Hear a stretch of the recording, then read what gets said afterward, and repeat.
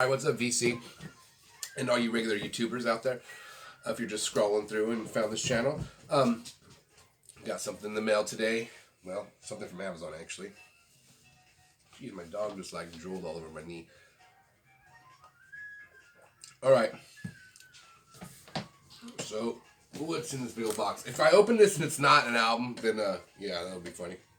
I'm pretty sure it's an album, though. So let's see what it is. I know some people aren't big on the unboxings. I don't dislike them. I don't extra like them. I'm kind of curious sometimes to see what is inside the damn box. What did you get, And sometimes it's cool if it's an album you already have, or it's an album you've never heard of before, that ends up, you go to listen to it, and ends up being really good, so. Cough. So, try not to take too long, mainly for Rob. He judges me on my opening album times. That's my dog. She's being in watchdog mode right now. Okay, another box with this padding. Okay, this is a little bit better than Amazon's done in the past. As you all know, on some of my past videos, they one time put the album just in a big old box with no padding, no nothing. It was just banching around. Poor album. That was my Frank Zappa Zoot Allures. Luckily, the album itself was fine, but cover had a couple bins in it. Oh, nice. Okay, I've been wanting to get this for a minute now. Okay, hold on. What is my dog doing?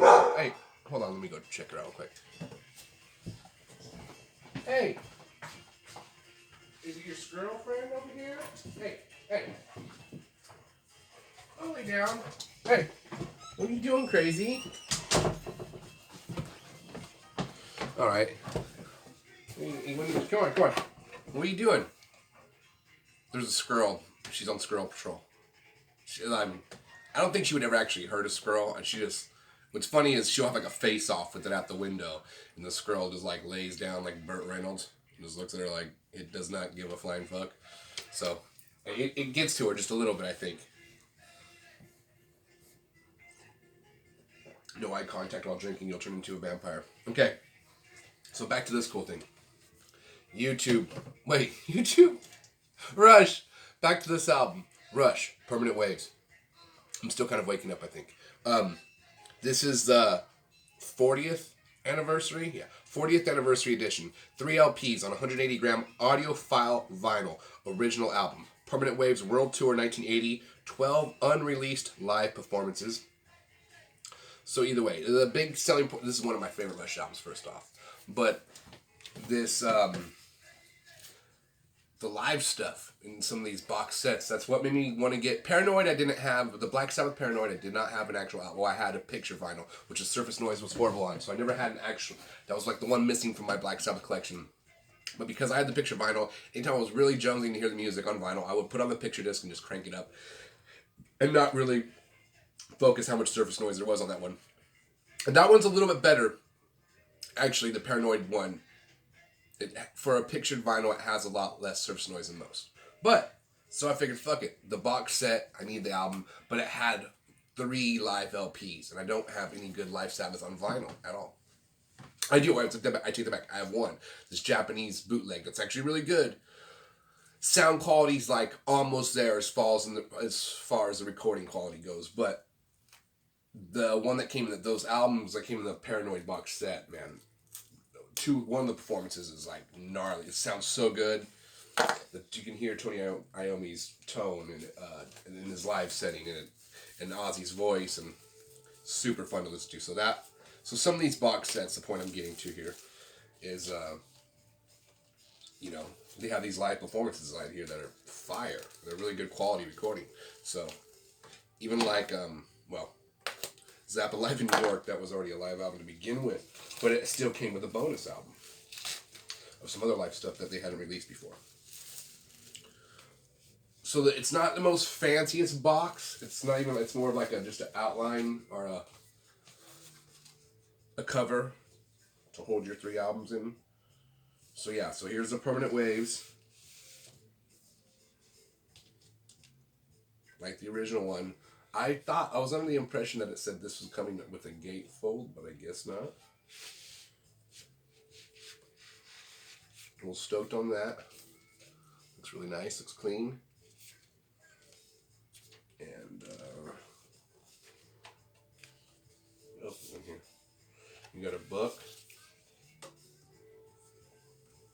Rush always had cool stuff playing in the background at their live shows. This is the album I kind of discovered. I think this is the lyrics possibly on here also with pictures. Yeah. That's cool. So a big lyric booklet with some neat pictures of planets. Totally Neo Peart involved probably. I guarantee. Alrighty then. So this, okay. I guess this is the gatefold they were talking about. Right on, hell yeah. So it's almost Rush, Permanent Waves World Tour, 1980. I mean,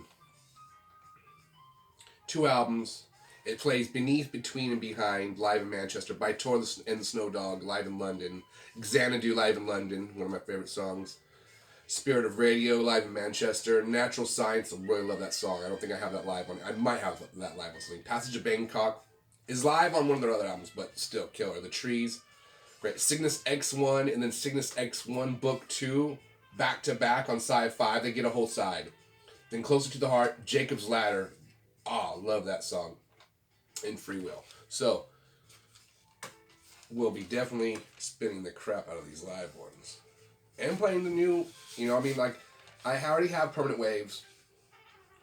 But I already have Permanent Waves. But it's not beat up. It's a really clean copy. But you know what? You know, I mean, I already got, I got 2112, the reissue. I figure, like, you know, let's just go all in. Let's get some more live Rush stuff. And, I mean, I don't mind having 2 copies of an album I really love. Especially if it's a reissue. Let's do a little sound comparison. You know, have fun with it. Alright, the edges on this are really clean.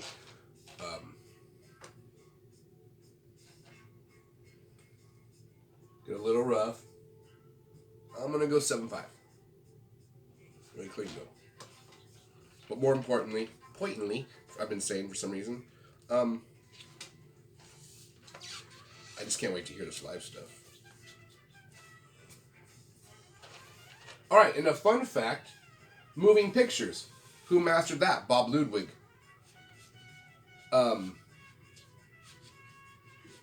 Exit Stage Left.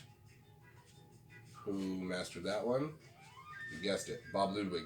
Now what's crazy, All the World's a Stage, I don't think he mastered that one. It doesn't even say.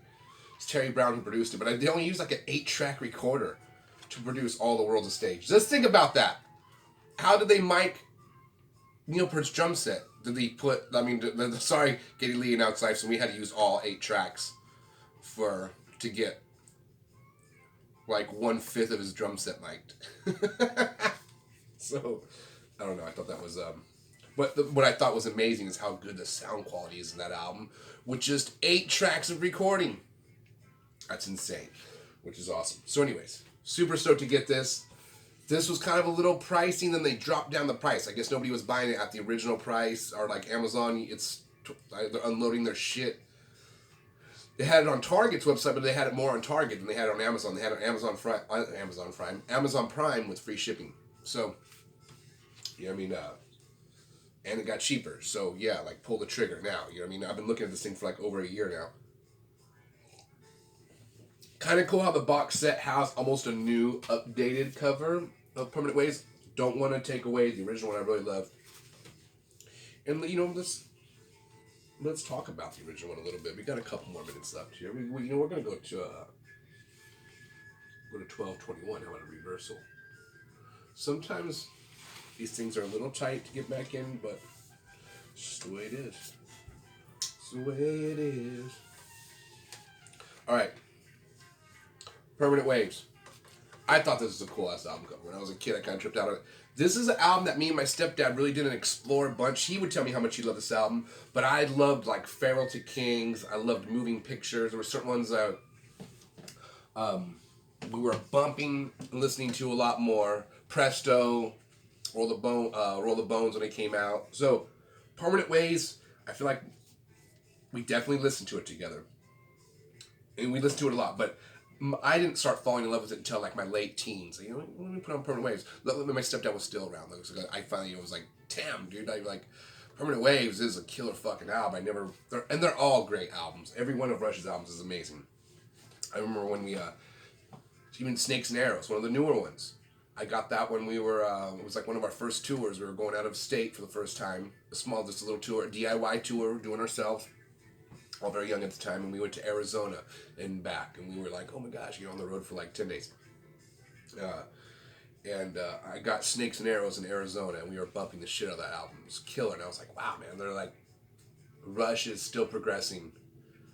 Like, and those songs were still really neat in a unique way to where they weren't reusing any old riffs or anything. It was like, had the Rush vibe, but a totally new music though, and it was cool, but still, you know what's cool about Rush? I always felt like when I was a little kid, like each one of their albums, they kind of had a different theme. They usually would have a definitely different theme, but they would have their tone would be a little bit different, especially like after, I feel like the 80s and into the 90s, that was like, they focused really much like all have new equipment, which not trying to stay so consistent or the tone we've always relied on. Let's just try it. I don't know if that was because they're just getting so much free gear.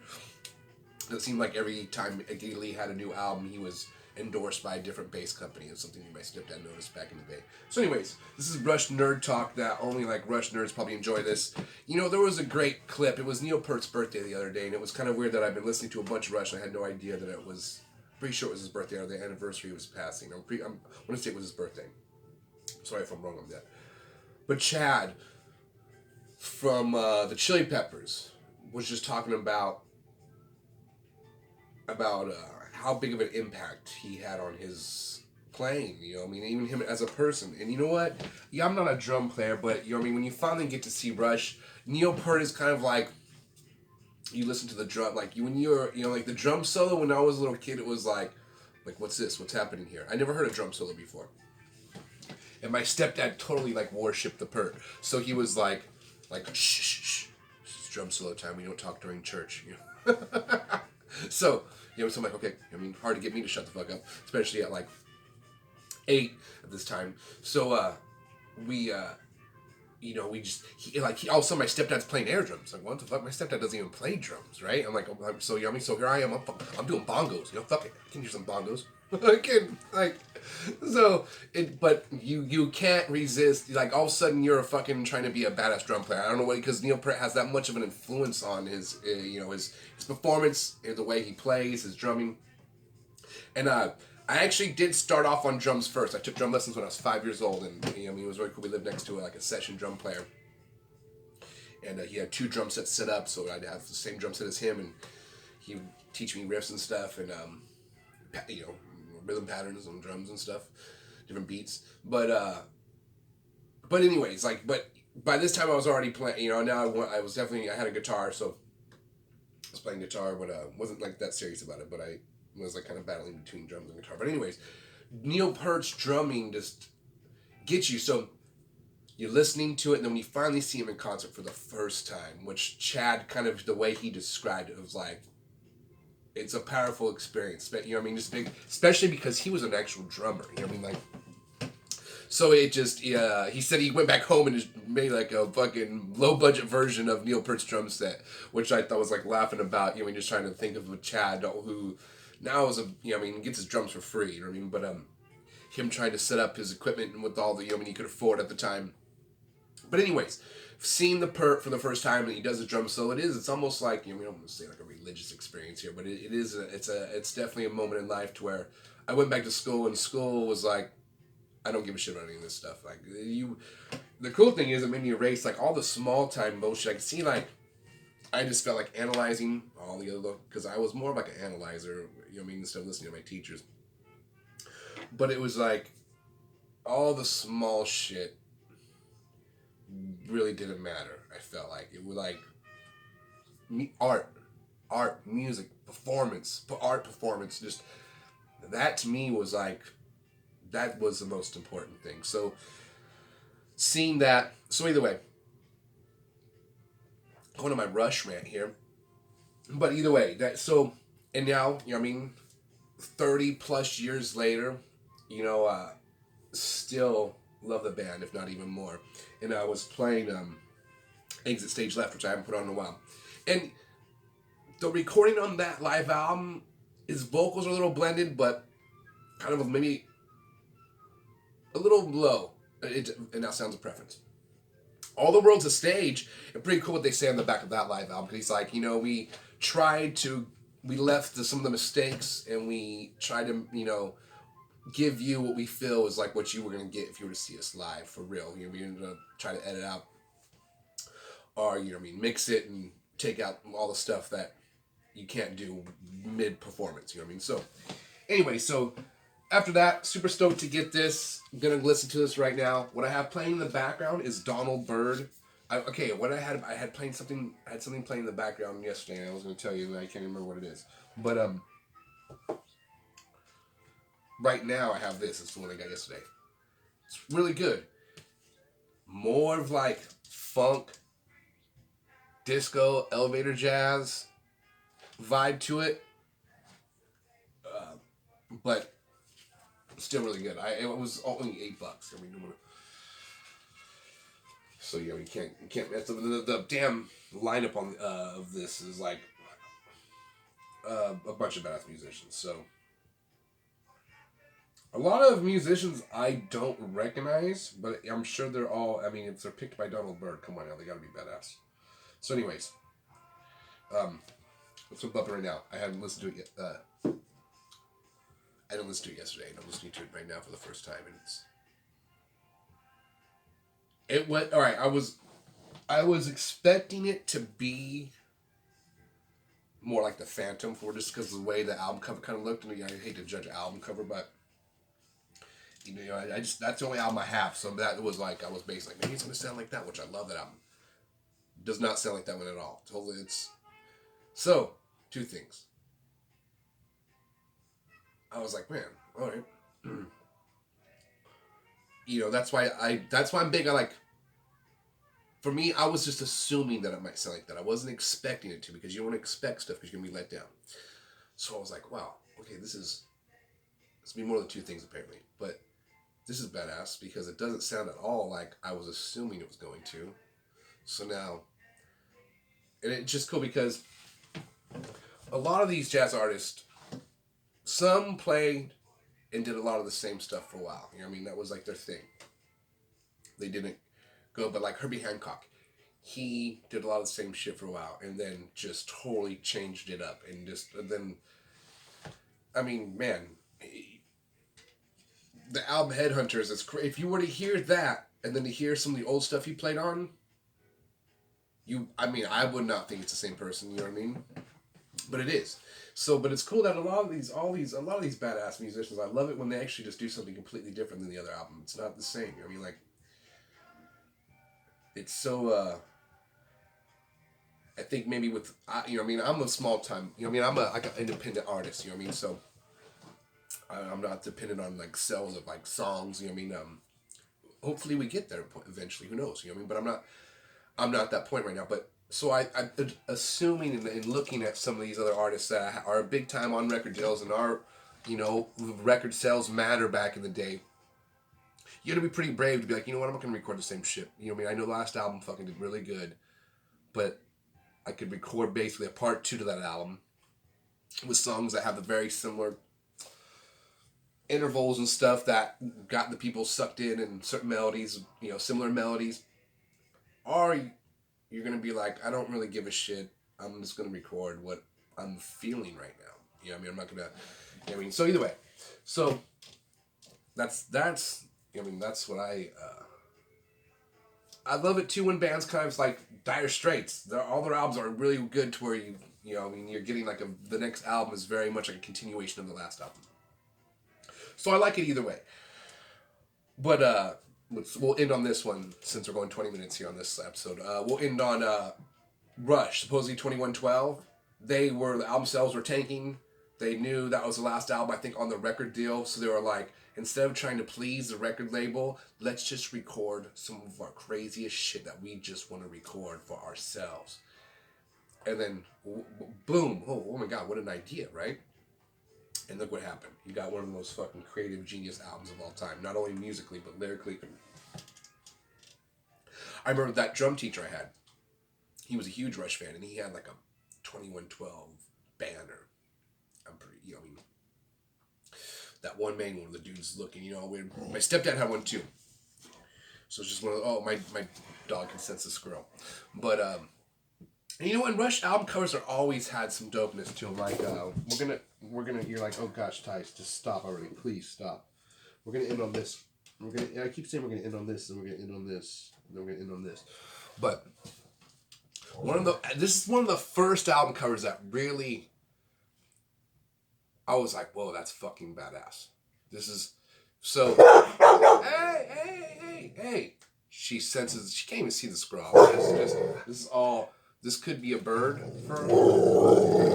Oh, but it's not. All right, hey. Cujo. Hey, Cujo, get over here, come on. Hey, Psycho. Oh my gosh, get over here, come on. Hey, we're recording the show right now. She's got a mohawk up. All right, okay, can you calm down? Hey, come here. Hey, sit down. So, hey, calm down. Okay, we'll be able to, this album cover's badass. Rush did a good job of having all their album covers be super dope. And obviously I'm going to cut this short because my dog, there's no way she let me finish this right now because she's like, open the door, I got to see this girl. So that being said, such a good album. If you don't, this album sounds great too. It's a great album. I mean, were they trying to get a shampoo endorsement? All right. So, yeah, they're going to come out with a box set of this one? Should. I'm sure they will. All right, guys. Play lots of vinyl, all that great stuff. Go check out all the cool YouTube channels on the YouTube realm. I recommend following positive stuff. Like, it's weird how the YouTube algorithm can turn on you real quick. It's like, okay, I watched a person unclog a drain one time, like a big gutter that was flooded. All of a sudden, boom, I'm watching flooding video. Like, person's on a roof now, help! Like, what the fuck, what the heck? It went from a drain flooding, like someone's gutter was flooded, right? And I was like, I'm kind of curious, how fast will this water get sucked down this drain after they unclog it? That's how entertaining some of my days are.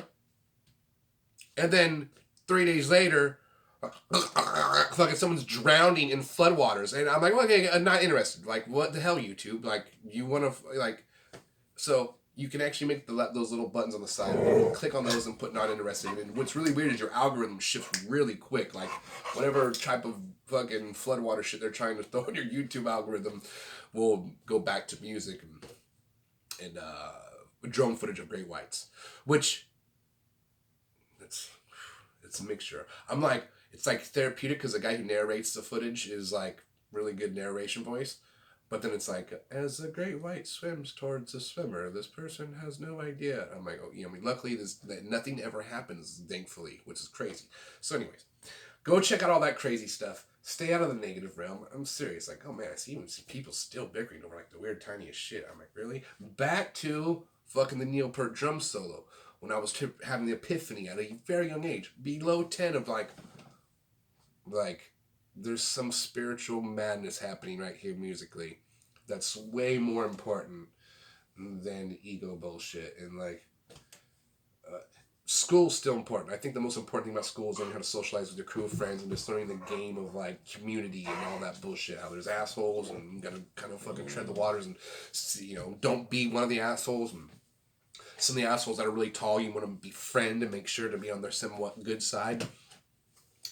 And that kind of weird shit. So either way, it's turned into now a full lecture. Anyways, like and subscribe to my channel and play out some vinyl. I'll see you guys next time. Bye.